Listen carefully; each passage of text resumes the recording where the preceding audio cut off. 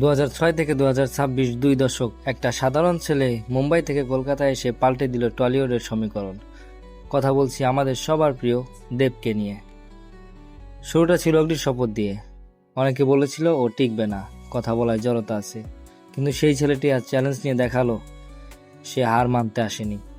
আজ 20 বছর পর দেব মানে বক্স অফিস গ্যারান্টি। শুধু কমার্শিয়াল ছবি নয়, চাঁদের পাহাড়ের শঙ্কর হয়ে সাহসিকতা কিংবা গোলন্দাজের নগেন্দ্র প্রসাদ হয়ে আবেগ, দেব নিজেকে বারবার ভেঙে করেছেন। অভিনেতা থেকে প্রযোজক হিসেবেও তিনি আজ ইন্ডাস্ট্রির ভরসা। সবচেয়ে বড় কথা, এত সাফল্য সত্ত্বেও মানুষটি কিন্তু আজও মাটির কাছাকাছি। 20 বছরের এই জার্নিতে অনেক চড়াই উতরাই এসেছে, কিন্তু সে থামেনি। এটাই আসল সুপারস্টারডম।